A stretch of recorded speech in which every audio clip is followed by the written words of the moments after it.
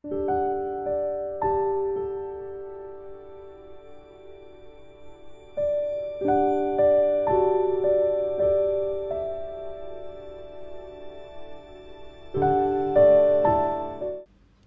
tanda bahwa kamu sudah dewasa. Apa yang akan keluar itu ada remnya. Dan apa yang akan masuk itu ada filternya. Apa maksudnya? Apa yang akan keluar ada remnya. Rem, pencegah, penahan, pemberhenti, sesuatu yang memperlambat. Orang yang punya keinginan apa, dia nggak langsung merealisasikan keinginannya. Mau apa, ingin apa, nggak langsung dia lakukan. Desire-nya, hasratnya, dia bisa kendalikan, dia bisa tahan. Karena ada orang-orang yang nggak bisa menahan keinginan. Mau apa harus hari ini didapatkan. Mau apa-apa hari ini harus didapatkan. Nggak bisa tunda. Nah, orang yang dewasa itu bisa menahan. Menahan membeli sesuatu, menahan untuk memiliki sesuatu. Walaupun lagi ada diskon nih, lagi ada promo apa gitu ya, dia bisa tahan. Dia pikir-pikir dulu. Orang yang tidak dikuasai oleh keinginannya, orang yang tidak dikuasai oleh hasratnya, pengen apa, mau apa, dia bisa kendalikan. Ini hebat nih, ini orang yang dewasa nih. Orang yang dewasa adalah orang yang ketika dia ingin marah, dia bisa tahan, dia bisa berhentikan, atau dia bisa jeda. Dia bisa tunda marahnya, menunggu situasi yang tepat, menunggu mendapatkan fakta, data yang lebih lengkap dan utuh. Orang yang dewasa bisa menahan reaksinya. Nggak yang mau marah langsung marah, mau komentar langsung komentar. Dia tidak mau terjerat fitnah. Dia tidak mau cepat memberikan komentar kepada apapun, kepada siapapun. Orang seperti ini dewasa banget, sangat dewasa. Orang kalau sudah sedewasa ini, dia seperti sudah mencapai segala hal. Karena tujuan hidup kita sebenarnya bukan untuk menjadi kaya, menjadi terkenal, tapi untuk menjadi matang, dewasa, agar bermanfaat, pribadi yang dimuliakan, yang hidupnya itu berkualitas. Orang yang dewasa itu hidupnya berkualitas. Dia bisa menikmati hidupnya. Orang yang dewasa bukan berarti sisi-sisi manusianya itu hilang. Dia masih bisa marah. Dia masih pengen menyuarakan isi hatinya. Dia bisa sedih. Segala kualitas manusia masih ada pada dirinya. Tapi dia bisa rem. Dia bisa tahan. Apa yang ada dalam pikirannya, apa yang ada dalam hatinya, dia tidak keluarkan. Dia tidak langsung keluarkan, ataupun kalau dia keluarkan, itu tidak utuh dia keluarkan.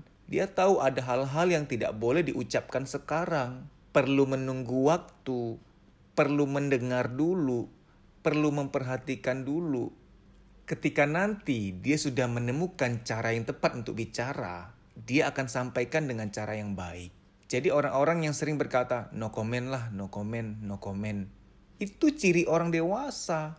Keren banget dia tuh, keren banget. Yang kedua, apa yang dari luar tidak langsung masuk ke dalam.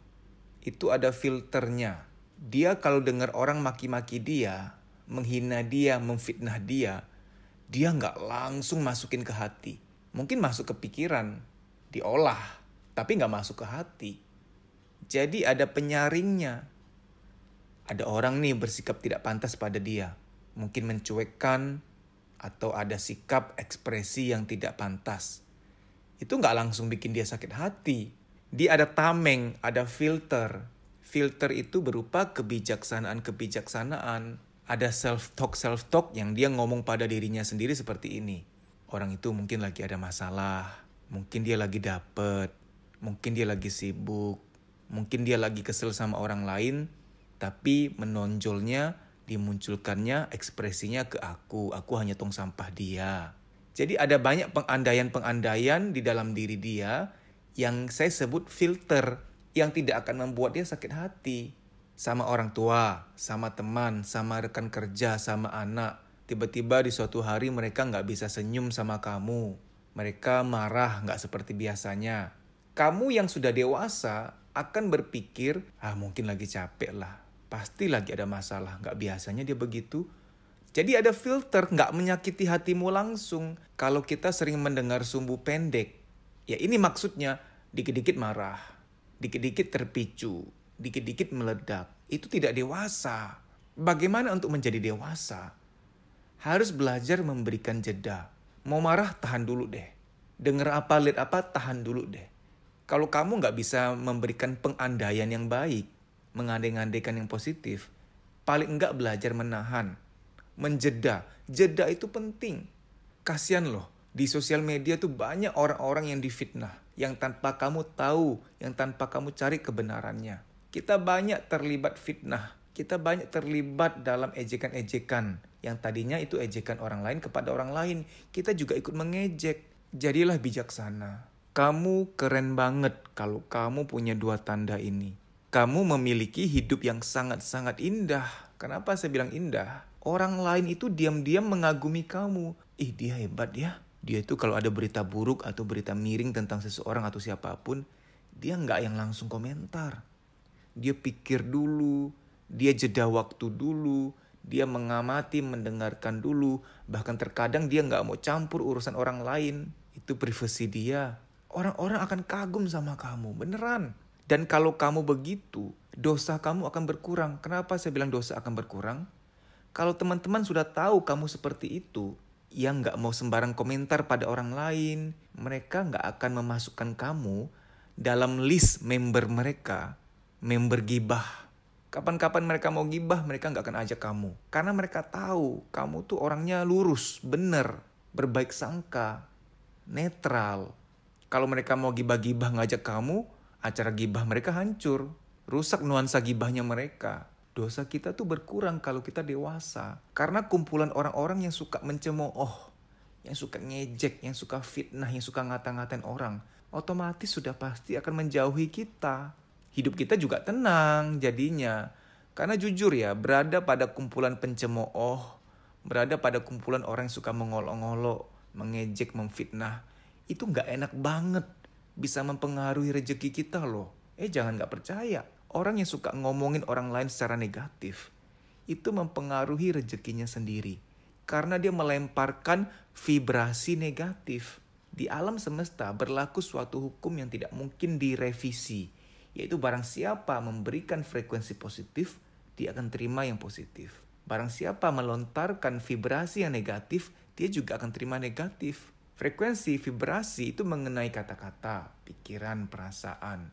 Kata-kata yang baik, rezeki akan baik. Kata-kata yang baik, pikiran yang baik, perasaan yang baik, semua itu adalah frekuensi, vibrasi yang kamu lontarkan, yang kamu tabur ke alam semesta.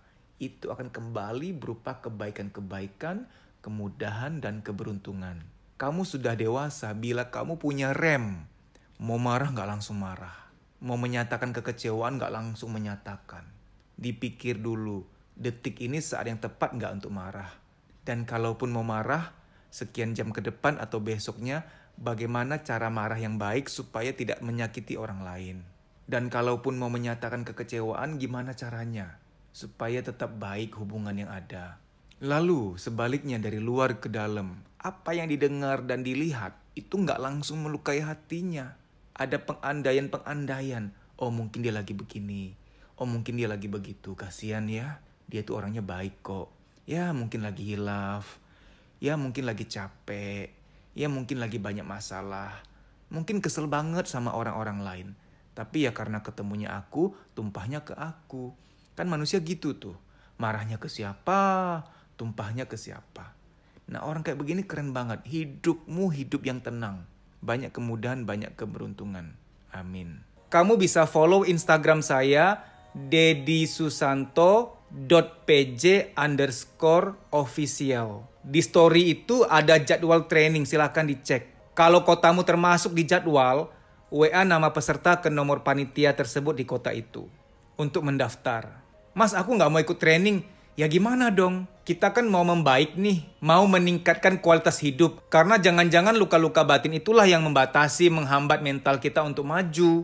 Sehingga mengalami yang namanya menunda pekerjaan, ragu ngambil keputusan, minder, mood swing, tidak sekreatif dulu lagi, negative thinking. susah tidur, badan gampang capek, ada nyeri-nyeri nggak jelas di pundak, di perut, di dada, di kepala, dan lain-lain sebagainya, psikosomatik. Psikosomatik adalah, psiko itu jiwa, soma itu badan.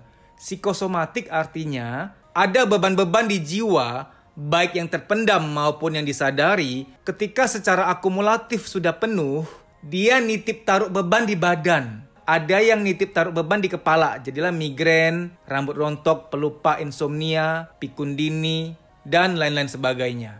Kalau ketombe karena salah sampo ya, beda jurusan itu. Beruah kakak. Ada orang yang ketika jiwanya sudah penuh, jiwanya itu nitip taruh beban di perut. Jadilah mah, nyeri head berlebihan, nafsu makan tinggi, nafsu makan rendah, dan lain-lain sebagainya. Saya nggak mau sebut nama-nama penyakit lain yang wah ya. Tidak baik menyebut nama-nama penyakit seperti itu karena dapat mensugesti. Saya sebutkan hanya gejala-gejala kesehatan yang sering dialami oleh kita semua, yang ringan-ringan. Time doesn't heal. Waktu tidak menyembuhkan. Kita perlu berusaha untuk memulihkan diri kita. Ada doa, ada usaha. Harus seimbang. Kalau ternyata setelah kamu lihat jadwal di Instagram saya, tidak ada kotamu terdaftar di situ, apa boleh buat kamu ikut training secara pribadi. Ini coaching pribadi. Nanti via WA call dengan saya. Tapi harus daftar dulu. Nah, daftarnya agak beda. DM, Instagram, kuliah psikologi. Daftar di situ, DM dulu.